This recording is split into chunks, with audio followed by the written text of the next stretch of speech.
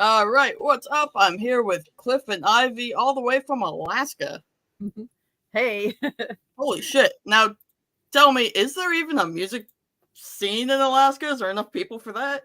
Yeah, there's a scene. It's really like hometown. It's just like a small town. I mean, we're originally from New Jersey back in the day, and we've been up here for a long time. So we just really consider ourselves Alaskans. But we're from like the most people per square mile, and then now it's like the size of one town in New Jersey is like the complete population of this whole state, and it's like the largest state in the whole country. So there's not a lot of people here, but you know what's cool though is that there is a small scene. There's a few people, and there's a goth group that does meetups and stuff like that. So is it really? There's artists, Midnight Sun Goths. There's some That's nice awesome. Yeah, and there's people doing metal and rap and all kinds of cool music too that are other styles of music. It's a great. small scene. There's some punk music too. It's yeah, more so just a lot of folk and jazz. There's folk and jazz music here. There's a jazz festival. It's different. It's diverse. I think with the COVID, that really kind of like put the kibosh on a lot of the scene that was happening, but it's coming back. So just look forward to more hearing more about different artists here for sure. We're the only like goth band that was here. There was a few like dark electro bands in the '90s, but that's phased out. And I think we were in those too. Yeah, we used to do industrial music back in the '90s, and but we're doing this now. We're doing Cliff and Ivy for like the last 12 years or so, 13 years. Jersey. But we've been, both of us have been together since '84. We've been playing music together since 1984, and we've been together doing all kinds of different styles for years. So we do theater music, we do music for low budget movies, just all kinds of stuff. We don't just do rock music or whatever. We've done that for a long time. I don't know if you want to hear about some of the stuff we did back in the day, or for sure, why not? Well, so we grew up in the East Coast, and so we were opportunities to see a lot of really great groups growing up. They'd have all ages punk shows, and just all kinds of really cool opportunities to see groups. So Susie and the Banshee. We've seen a lot of the Creature, really nice, interesting bands, and we're inspired by a bunch of groups. I mean, my favorite band, Killing Joke, we got to meet them and hang out with them, and really was inspired by them a lot. And recently Jordy from Killing Joke passed away, which is unfortunate, but super influence on me personally. And I had the opportunity to work for them for a little while, so that was he roadied cool. for them. I was a roadie. That's awesome. It was cool, get to play that guy's guitar. He's those gold top, 295 or whatever. Yeah. Yeah, the Scotty Moore style guitars, the Elvis's guitar player. Very cool. And but I, as many times as I played his guitar, I could never get the sound that he gets. It's just the guy, that guy had a certain style of playing that he just, it was his thing, so really appreciate that. Yeah. I started out playing drums because I went to art school. Well, you were originally the singer in our first originally punk I was band. The singer. You're right. Yeah, you were the singer, and then you decided to start playing drums. I played drums. We were hanging out in my apartment by the art school there. I went to Rutgers, the State University of New Jersey, and there was a drum set there. And Cliff was hanging out with me, and he was like, "Let's play." And I said, "I don't know how to play anything." And he said, "Well, there's a drum set over there." Because we used to have parties and punk bands that come over and everything. He said, let's just play. Let's play Ramones songs. So he made me practice to Ramones songs. Yeah, and pretty soon I could actually keep a beat. She could keep a beat, which is good. She played for like 20 years. I played drums of bands for 20 I played years. drums in our industrial band for, and we went on tour. Post-punk, industrial, just all kinds of bands we've been in since the 80s. Yeah, since '84. And anyway, so we moved up to Anchorage, Alaska in 1993, and we've been up here since then and doing all kinds of music. And we did do some hand-built instruments and characterizations on sonic characterizations for art installations and for theater. So we would do handmade instruments for theater performances when they needed a unique sound that nothing else could make. And then we did our own performances and had our own little rep in the performance theater art. community. Yeah. Performance art. We made like noise, We would like get- horrifying noise. Well, it was fun. Great. It was fun because we're doing this stuff in the theaters up here, and we'd get reviews from the theater critic, and what was the best review we ever got? The best review we ever got was this theater critic lady. She used to write all of the about all of the events. She said that when a performance that we did with hand-built instruments sounded like death. It's the best review I ever got. That's great. Yeah, but it was really fun, and we had the opportunity. We did performance art stuff, and we did just kind of multimedia kind of storytelling and voice based, but very intentional. We did a live soundtrack for theater for a production of Macbeth, which was fun. Oh wow. They were like, well, we need some weird sounds for a very modern interpretation of Macbeth that's live on stage. Let's call up the goth band. Well, they incorporated some of our regular rock music with some original music. What is it, kitty? Here, a cat. Meow. Yeah. Yeah, he won't shut up. Like cats. Let's see him. Kitty. He's antisocial. He doesn't like to be touched, so I won't pick him up and show him to you. That's okay. The other one comes in, you can see him, but Our cat talks to us like that too. Meow. But we've had a lot of opportunities to work with different people over the years. Yeah. We've done a lot of collaborations and met a lot of people just through our touring and just reaching out.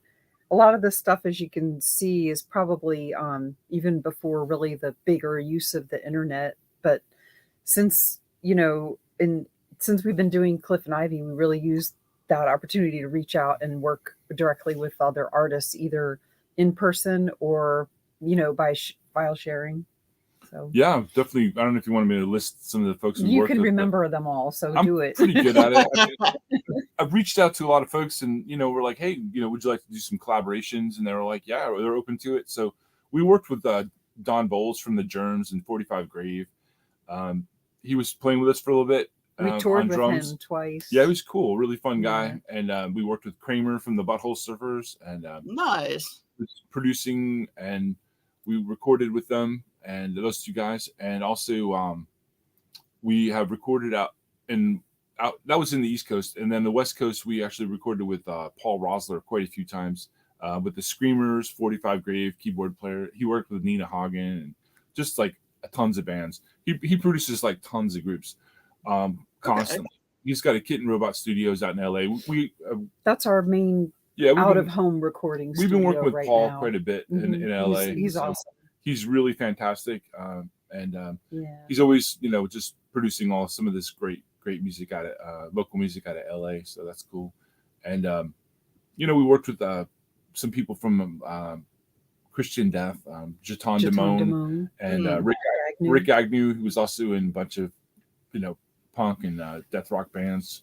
The Adolescents and just a million bands. Rick Agnew's been in like a million bands. He's a super fantastic guitar player, and just a cast of characters. And we had the opportunity to work with an old friend of ours recently, which was Jim Babjack from the band The Smithereens from New Jersey. This is our newest album. Yeah, our latest project we're working on. Uh-huh. So so that's been really, really exciting. We got to do a single with Jim playing lead guitar, and that was your new single, "We Ignite," right? Yeah. We just put it out. We're still working on the record, so it's going to be on the record. But it's we wanted to kind of like release something that was like forthcoming from the next album, Sinister Stars, it's called. And at this time it's going to be self-released, so we're just going to put it out ourselves, and then. But if there's another label that wants to come and put it out, then get a hold of us, cliffandivy@gmail.com, and we'll talk about it. See what happens. But we're definitely gonna just keep putting out our own stuff because it's the way forward. Nobody's interfering with the way you do, and you just put it out. Right. Put it out the way you like. It's DIY. Exactly. Yeah. How's the reception been for your new single so far? Great. It's been great. Good. Yeah, people are really liking it. We sent it out to a bunch of DJs, and they're playing it, giving us feedback, and then we had another old friend do an intro for it for that's on video now. Right. Matt Pinfield. Most people who like music know Matt Pinfield. He's Mhm.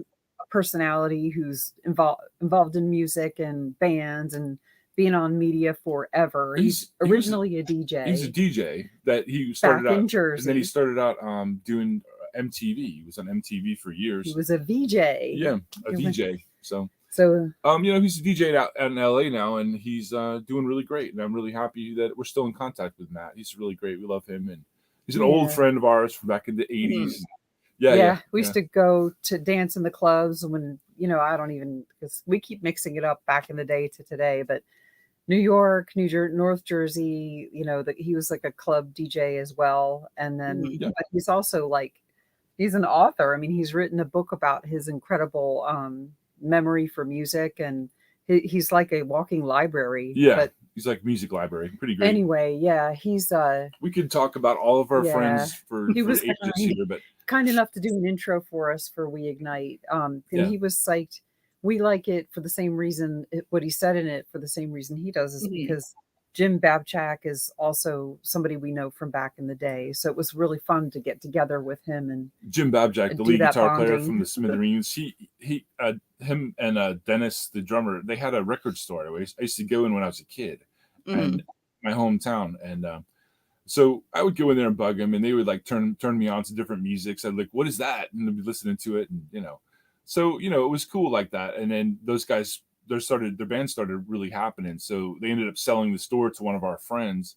And he was also in our band. It's a long story, but we've known some of these folks for years. And anyway, super, super nice people and great guitar player. And we had the opportunity to go see them live, Smithereens. And they were great. We saw them in California. And so we got to hang out and, asked them if he'd be interested in doing a collaboration. So anyway, that was cool. And we had our friend, Brian Troyce, my friend from high school. It was in our first punk band, actually. He played drums on that track. And Kurt Reel from the studio there, he's like an amazing producer as well. And he is the House of Vibes Productions or House of Vibes Studio. He's the singing drummer of the Gripweeds. They're like a 60s kind of psychedelia garage, like kind of proto-punk kind of garage band. They're super great, and if you like that kind of style of music, they're sort of like a dark psychedelia kind of thing, but like incense and peppermints, but on the dark side, kind of cool. Anyway, check them out, and we're still working on this record. It's that's a very kind of a classic rock kind of vibe, but we have other tunes. We were going for dark glam. Classic rock, dark glam, kind of by way of, I don't know. We were just going for more gothic T-Rex type with a strange story, a psychedelic story, the lyrics. I mean, we have also just based off the single I heard, it's very punky. Yeah. We like punk a lot. We like punk rock a lot for sure. I mean, most of the stuff that we put out recently has been more on the punk side, but I noticed that. I listened to your old stuff, and it seemed like it had sort of harsh electro industrial type elements or some weird atmospheric shit going on. Your newer stuff is much more just focused on the vocals and the guitars and the drums. Yeah, it's more like that. But we have other tunes that are happening for this record, so it's going to be like a if you listen to all of our records have that sound. They're all like a combination of all these different styles. So, I mean, we're definitely working on that. So, we're going to have some songs on this one that have that electro, hard dance. That's pretty much still guitar. What I produce when I produce at home, my home studio. That's more electro sounding stuff. That's really what's happening. So, there'll be more of that coming on. But we still have that guitar. I mean, we do have that punk soul. We're always into that the dark punk. That's never going to go away. We're very much into the guitar, and it's different. I mean, but the way we see it, we like bands that we can like go in everything. Different areas. But we like areas. We like to be eclectic and just choose what we like of any genre and stick it on there and mix it up like there's no rules. It's just music. There's no mistakes. Well, we like to rock. I mean, that's what we're into. And we had a chance to work with Paul Rosler again. So we went to LA and recorded 5 songs with Paul Rosler producing and also playing keyboards. And he's amazing. And we had Tom Coyne of 45 Grave, the current 45 Grave drummer, amazing. come in and do his thing. And he just laid it down he's really on great, songs. so. It was just so fun to work with him and to work with Paul. So look forward to he did an amazing job. You hearing those songs as well. So that's the first half of the record that we're just talking about right here. And one of those songs was released on an animal rights, animal sanctuaries benefit compilation that just came out called Goths for Sanctuaries, and it's called Liars on Fire, and it's more like metal style track if you get a hold of it. It's like metal dance. Yeah, it's like with guitar. It's got a groove, but it's it definitely is like a more of a rockin' tune, and you can check that out. Just look on Bandcamp, Cliff and Ivy, Liars on Fire, you'll see it, and it's under Goths for Sanctuaries, and there's like 178 records. It's actually a great. There's like 178 you get a lot songs of music on the compilation. It's pretty crazy. Oh wow! You should support that because it goes towards a good cause. Animal sanctuary in Ireland, I believe. So yes, okay, I think I heard of that somewhere, but I know too much about it. That's really cool. Look that up. It's on Bandcamp. It's Goths for Sanctuaries. That's what it's called. I will definitely look it up. Yeah, check that out. You should definitely support that because it's got like 178 songs on it for like, I don't know, it's like a $10 donation or something like that. It's pretty cool. Oh yeah, that's cool. It's a lot. There's a lot of bands that are a part of it. Some really great bands. So yeah, definitely worth it. So you put out an EP in 2021 and one single last year. Other than that, you haven't done much in a while. So what made now like the right time to do an album? Yeah, we were working on songwriting. We've been busy, and we toured a lot in the past couple of years. Like when you think about it, to tour from Alaska, it's quite an effort, and we have to set them up, and we do short tours just because it's just very DIY for us. We're not able to stay out for months and months on the road.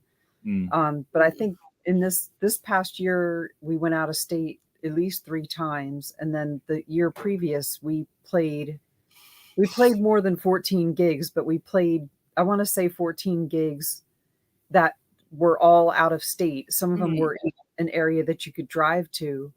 And then at least one of them was up in Fairbanks, which is in Alaska, but you still have to fly there. Well, you don't have to fly, but it's like 8 hours to drive there, Well, if you want to get back, and if it's just a weekend, you have a weekend available. You can weekend it. So we have we're full-time care providers of adults that experience developmental disabilities. Yeah, our kids. We have adult kids. Both of our adult sons experience autism, so we are full-time care providers. So that's really part of our journey is that we're we're mom and dad, but we're also people that take care of people that have special needs. So yeah, it's a different reality, It's just oh, they're huge. They're such huge creative influences to us. So inspiring. They're artists in their own right. Now that they're in the young adult years. So we're very pro people with special needs, inclusion and also like neurodiversity, encouraging people to get out there and do stuff. Doesn't mean you have to stay at home, like make art, like our sons make art. Exactly. I figured that out. I'm autistic and ADD. I figured that out over the years. Like just in the past 6 months, I've started doing this stuff. It's like, holy shit, I can do this shit, Yeah, do what you can, for sure. You got it. Do what you like to do, Yeah. Sure. So we're we love that. And that's another reason why I love the goth scene, because you'll meet so many people who are very forthcoming about their neurodiversity, and they're very accepting. And also like LGBTQ, and our kids. And we have like a lot of friends that are like that are different. So and family members that are different. So we're exactly trans community, So we just feel really comfortable. Same on that. I'm trans, mass, non-binary. So hi.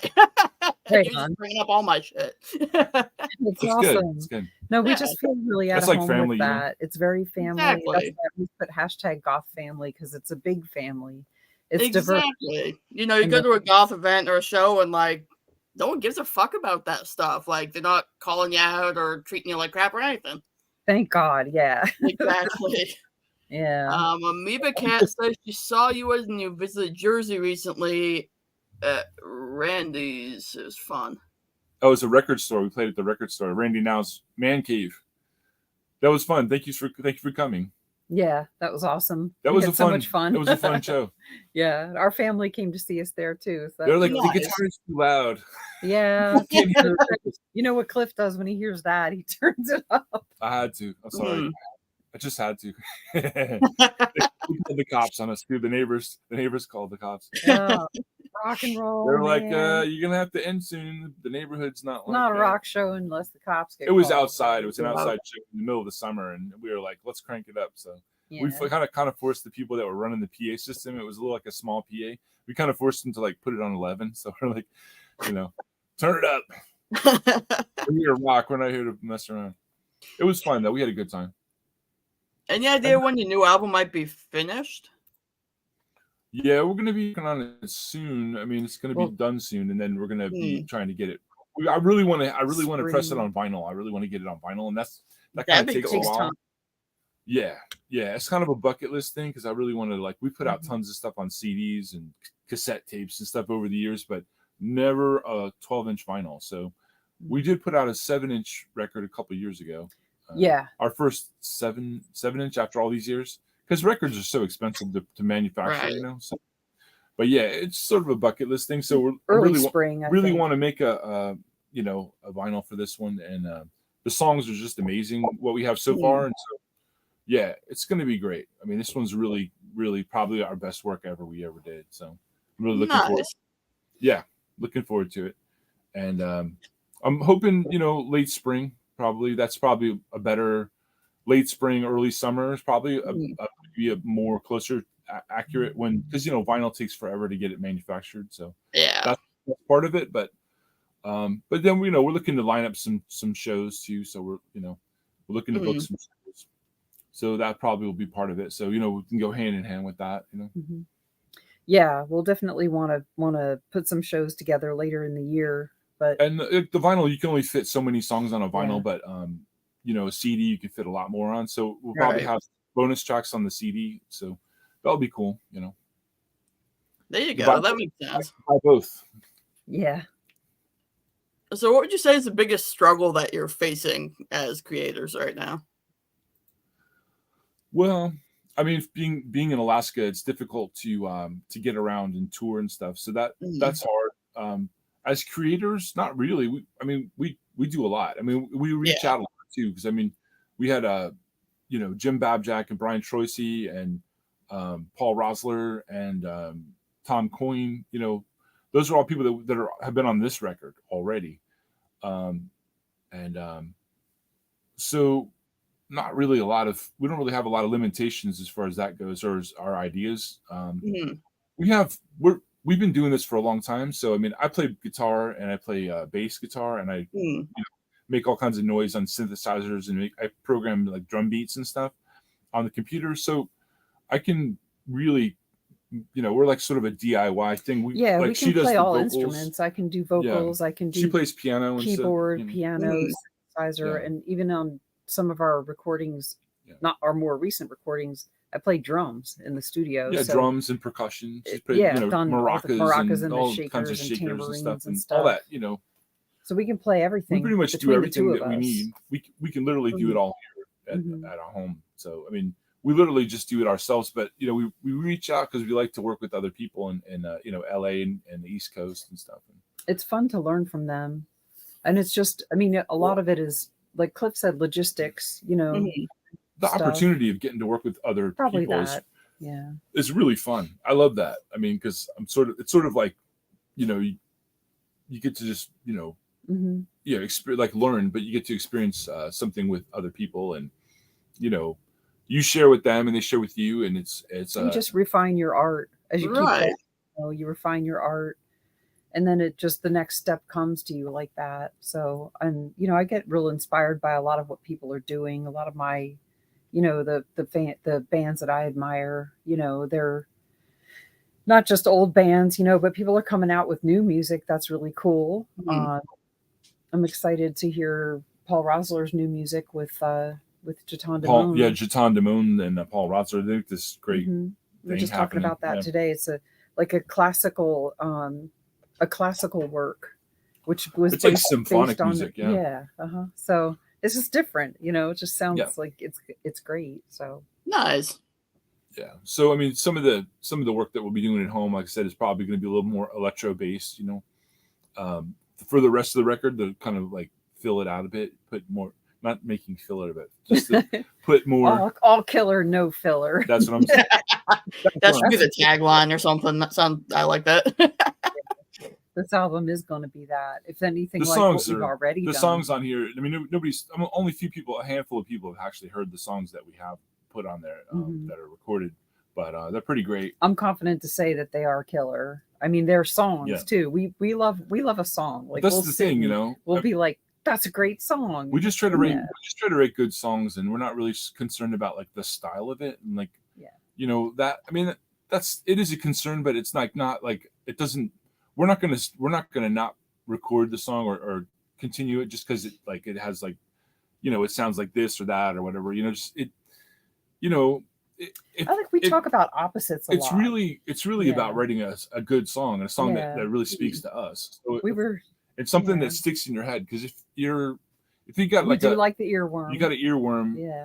There's no stopping that. I mean, we have. We were just talking today about. I love that. A dance, like make a hard dance song that had a Phil Spector girl group. What were you saying? Don't talk about that. What are you talking about? You're giving away my ideas now. I'm just trying to say we like the opposites. We like to mash it together with different styles and mash them together and make them our style. I come up with lots of ideas, and then she writes the lyrics and she does the vocals. That's pretty much what it is. At this point, that's what it is. I make the music and she writes the vocals. She does the vocals. Yeah. This one. Yeah. All right. So when you're out on the road, what's your favorite snack? Oh man, something vegan. That's really we've really gotten kind of into that. I mean, personally, I'm vegetarian since the 87, but I've kind of gone into the vegan. I've been vegan. I think energy drinks. Really. When I'm in LA, I go to Del Taco. I don't know if you've ever been to Del Taco, but it's like Taco Bell, but like way better. Gotcha. Yeah, but some people don't. People that live in LA, they don't care. They're like, nah. But now, hang on. How the hell do you survive in Alaska without eating meat? You cook it. You do your own cooking. Yeah. Wow. That's impressive. It really is. Yeah. I beg because I don't cook anything. No, I just make it. Cooks. It's not that hard. I mean, everybody in our house is different. Everybody likes something a little bit different. Right. I sit down on the couch and a sandwich appears. Yeah, it's good. Alaska is definitely like that. We're growing, I guess, emerging in our ability for veggie stuff. I mean, actually, food stuff here is weird because everything comes on a barge. Things are a lot better. Like 30 years ago, people were like, soy milk, what's that? We had to make your own. And I did. You know what I mean? Or even 40 years ago, you had to make your own, or you had to go to like the hippie food co-op to get some soy milk. Yeah. Now you can get that anywhere. You can get it probably at the you can get almond milk at the gas station. Mm-hmm. A lot of Starbucks here now. I like Starbucks on it with oat milk, like any latte with oat milk on it when we're on the road. I'll do a coffee. I just try to find vegan stuff if we're wherever we're at, it depends on where we're at. You may or may not find something good, but I can find something to eat anywhere we go. You got to be careful. Like always in the back of my mind is always that Martin Atkins quote, "Don't get done in by a burrito." It's like when you're on tour, don't get done in by. It's like don't get done in by a gas station sushi or something. His book was called Tour Smart, and it was like a little story about somebody who got sick off a burrito, and it was called "Don't Get Done In by a Burrito." That's funny. Like, don't get done in. Yeah, by he's a brilliant. Burrito, That's our old Cliff. friend Martin. Martin Atkins is another. Shout out Martin Atkins. Friend. Yeah. Meba Cat says, "Why did you decide to move to Alaska?" We had moved out from New Jersey. We had moved to the Bay Area. We were living in Oakland, like in the hood. Deep hood, and very difficult. At the time, it was like it was either junkies or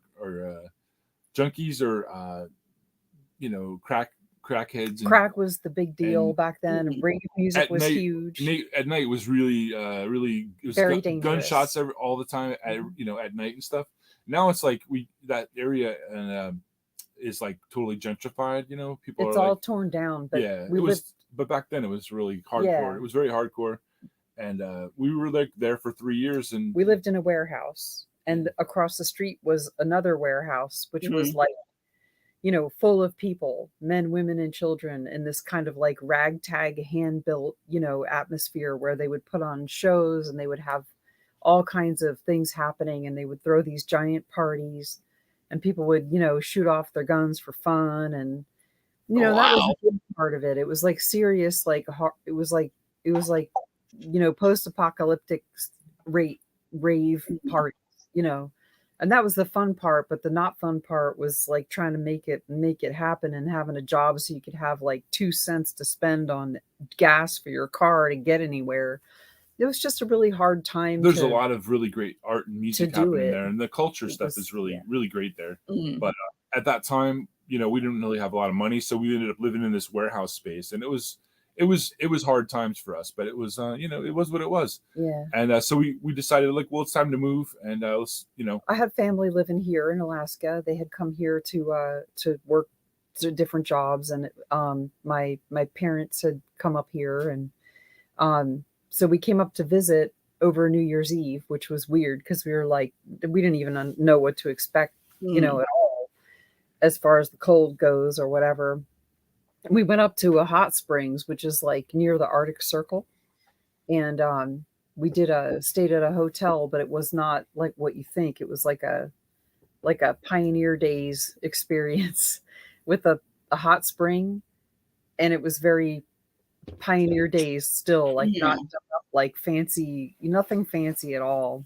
But anyway, we were sitting there, and it was like 50 below, and we were in the hot spring, and we look at the sky, and the sky looked like black jello filled with glitter, and we saw the northern lights, and we were like, this place has magic, we should live here. Yeah, it's really magical, especially when the city light, you can't see any of the city lights, it's just all these like, and it does have magic. Yeah, it feels magical for sure. We have moose, and we have moose in our front yard last night, like at 6 a.m. The dog's barking, and there's a moose out front, and I'm like, I got it on video. This is cool. And ravens, and lots of, we've been around. I mean, we haven't done like deep camping, but with our videos and stuff, we've gone out and done some video out in the world, and it's I don't know. I don't know what else to say. The place has magic. It's far away, but it has magic. This is like the moose that was in my front yard last night. This morning. Wow. Yeah. I mean, it's like our neighborhood moose. They always hang out. And everybody here was friendly. I think they're good luck. They're like a good omen. When I see those moose, I always think there's a good vibe, We're into earth energy stuff too. I think we've always had that way. We're earth signs. I think so. I think that's a good sign, Yeah. You got moose hanging out in your yard. That's pretty cool. Yeah, for sure. Yeah. And the ravens, they come around. They get into your trash, though. That's the only problem with them. Yeah, they do. They eat your trash. They make a mess. But they're funny. They talk. They sell all kinds of stuff. I mean, we were at work one time, and they were talking.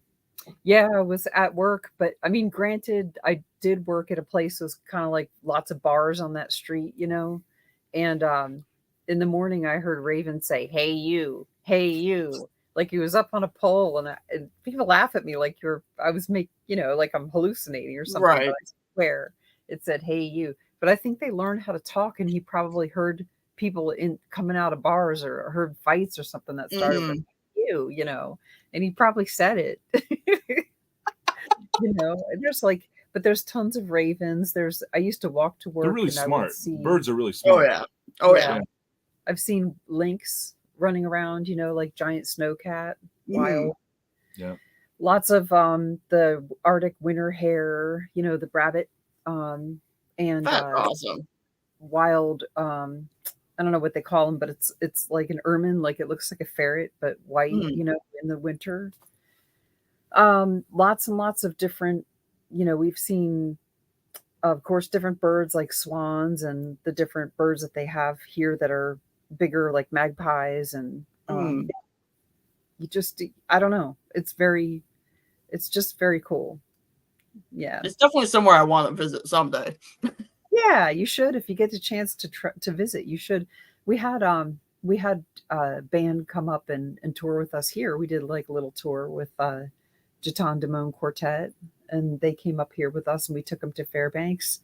And we were like, we're going to the next gig, and it didn't involve getting in a car. It got involved getting on a plane and going up there. Well, it was the And winter Nice. time. It was too. It We was didn't too want to cold, drive. It you takes know? it takes like 6 to 8 hours to drive Yeah. there. So it's. But I was so happy that they came to do that because our Alaskan friends got to see something that they would have never seen. Mhm. I mean, it was very cool. We played in a small place in Fairbanks, and Fairbanks is the hub city for the interior, I suppose. And Fairbanks is always a lot of fun when we go there. We don't, It's a college town, and all the the Mhm. university there. They have a great museum. Yes. Yes, the Museum of the North, and they Beautiful food. the really wonderful Indian like restaurant. really smart folks go to that school, and a lot of people that end up working for NASA go there. It's like an engineering school, So Okay. there's a lot And of, like, marine biology a lot of is brilliant big, folks and art, and visual art. and archaeology. They do a lot of digs for dinosaur true. bones up north. Very true. So there's a lot of that in Alaska. Cool. There's a lot of things that we're just still figuring out. There's so much to learn from it. This is like the largest state in the whole country. And there's so a lot of paranormal lore here too. Yeah, there's a lot of of that. military and black ops. There's a lot. There's got to be a lot of black ops happening here because there's Mhm. there's so much land that they could hide anything here. It's crazy. So For sure. there's a lot of conspiracy theories about stuff that goes on here. So we don't really want to like get involved with too much of that. But Yeah.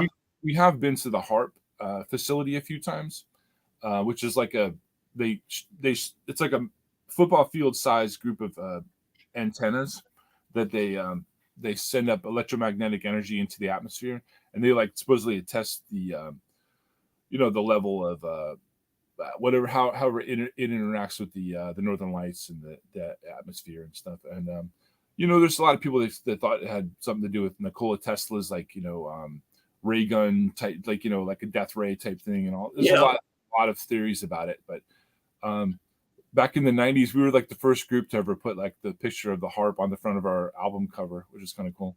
That was with our industrial band, and then we did a music video there. Yeah, recently. Mhm. More recently. We showed up Nice. there basically with our kids, our adult sons, a couple of backpacks full of costumes, and our cell phones. We went and did a video in the middle of the antenna array, and it was the guys were carrying our stuff. Their job was Mhm. like, you carry the stuff and we'll all carry some stuff.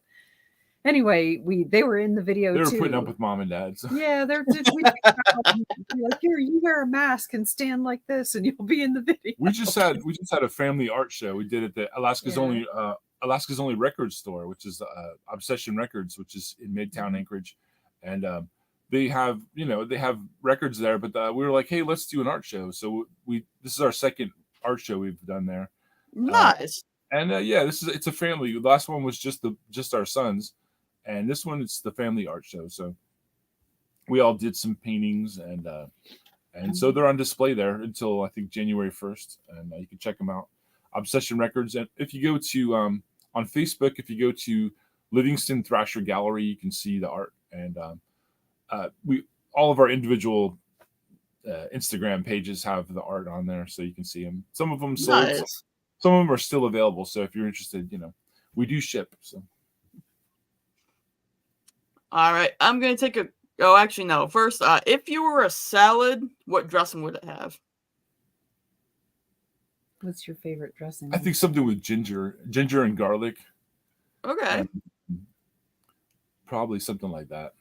That'd probably be ginger, garlic, and maybe balsamic vinegar. Yep. Same here. Something like that. I was going to say balsamic. Balsamic vinegar. Something with something with a lot of flavor. All right. See, I ask everyone that, and at the end of the year, I'm going to tally up all the responses. I thought it'd be fun. Cool. Mm-hmm. Yeah, I love All it. right. I'm going to take a quick moment and announce that next Sunday at 8 p.m. Eastern Time, I have the one and only male tiers. I am so excited about this.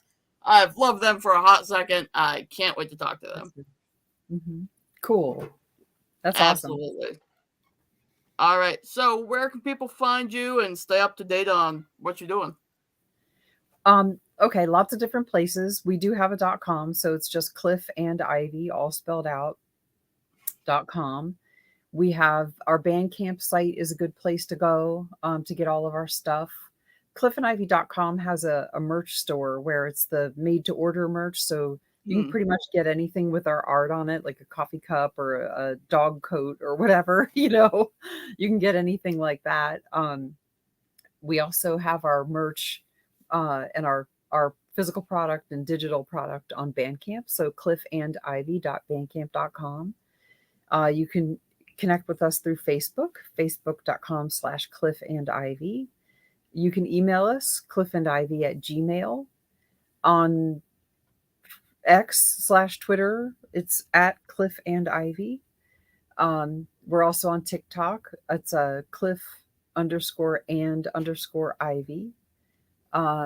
What else? So you're everywhere. Yeah, we're everywhere. We're in a bunch of places. We got music on Yeah. most of the platforms, and usually people can buy a lot of our merch from Bandcamp. So there's if you go to the Bandcamp site, there's a lot of merch available on there. In touch with us. You can get our YouTube 7-inch vinyls and all that YouTube. T-shirts, and we got all that stuff. Sometimes we have only a few T-shirts left, so if they're the older designs, maybe ask us what kind of designs we have, and we'll see what in what size. And that's another thing we do is we always make our own art. So all of our stuff, all of our T-shirts have our own art on them, and I draw them. And we'll have new design available for Sinister Stars. We also make masks that we give out during our live shows. And those are one of a kind. You can only get them at live shows. So if people see us, then, grab one because they're only a few per show. And it's just our tradition, our gift of art to people who come see us. So it's part of the performance, Yeah. It's cool that we do that. We started as just doing it in the studio with it down in LA, working with this producer. And then we wanted to put a live band together. So we were like, all right, well, we ended up having a 6-piece band, and then we tried touring with that, and it got to be too expensive to tour like that. So we're like, well, we like the bands, but we really have to pare this down so we can actually make it happen. So we ended up performing with backing tracks, and then I play guitar live, and Ivy sings. That's how we do it. We just play with backing tracks, guitar, and vocals, really. And so when you come see us, it's just the two of us, and but it's not like we haven't played with bands for 30 something years. We did, but this is just what we do and how we're able to do it. And we played the East Coast, the West Coast. We played Texas this year. We played again. We went down to Texas. Super fun. Had a great time down there, and played a bunch of shows with our friends, the Hickoids. Mm-hmm. Yeah, they're a real fun bunch of guys. Definitely. Amoeba Cat also wants to know, what are some clubs you used to go to in the Jersey, New York City area? Okay, so the main one would have been the Court Tavern, because that was our in our New main, Brunswick, New Jersey. That was the Court Tavern. hang. This is back in the 80s. We're talking about. Yeah, and I can date myself, I guess, if I say I used to go to Limelight and Danceteria. And CBGB's. We used to go to the CBGB's. Yeah. Saw some really great shows at CB's, and Maxwell's in Hoboken. Maxwell's is a big one. Khyber Pass in Philly. Khyber Pass in Philly. We played there quite a few times. Mm-hmm. Back in the late 80s. The Brighton Bar in New Jersey, down the shore. That was a great club that's no longer there. Court Tavern's no longer there as well. I mean, the building's still there, but they actually tore down the Brighton Bar. And don't forget the good old City Gardens. Yep, City Gardens. That's in Trenton, New Jersey. Mm-hmm. And the Melody. We used to go to the Melody and check out Matt Pinfield when he was DJing. Mm-hmm. He would show up, and Matt Pinfield would be DJing. He always played Killing Joke 80s whenever I'd walk in the door. He'd play. It was so funny. And what else? Pyramid Club so many clubs York. and lots of small clubs that are like rented halls that were just like one. You see one show there, and then, Yeah, in Philly, Love Hall, Yeah. and in some of the best shows that we went to way back in the day are house parties, like you were saying. You know, we just would go to an abandoned building where somebody jacked into the street electricity, you know, or they would have literally a generator. Yeah, the show would go on until the cops show up. Exactly. Yeah. Everyone would run, you know, or people would skateboard to the show and then, you know. I saw some of my first punk rock shows at this club called Patrick's in New Brunswick, and it's next to Needle Park, so it's this pretty hardcore neighborhood, but yeah, rough neighborhood, but it was a great show. I saw some really great punk rock shows there, and I don't know, it was like $5 to get in or something. You see some like 3 or 4 hardcore bands, and it was great, you know. And then what else? Just so much. That's a lot. That's the East Coast. Then the West Coast, we saw lots of bands in San Francisco, and Oakland, and warehouse parties, and just all kinds of cool stuff, And up here, up here as well, there was a lot. Back in the '90s, there was more of a scene here. I think the live music thing is sort of kind of it's coming back, but it's been it's been like the COVID really. It's different now. It's different. It's I notice a whole lot more, duos and solo artists. I think people are kind of in the same boat as us. Is like it's just very difficult to travel. It's expensive to tour. It really is. It's really expensive, and I mean, if you can make a music and then produce it yourself on the computer and then just do it and then take it out live, why not do it with 2 people? So it's sort of it works that way, Yeah, clubs definitely got better over the past year or 2 years in terms of their sound, the sound person and their ability to work with backing tracks. They got a lot better. And when I say that, I mean, like we have played in clubs where they didn't even have a PA. So we would bring half of our own PA. Like, oh my God. You're in a box. You bring your own PA system, yeah. And that was wow. So I had this rig where I would bring a really good speaker in a box, and I would just put it on top of the box so we could hear ourselves.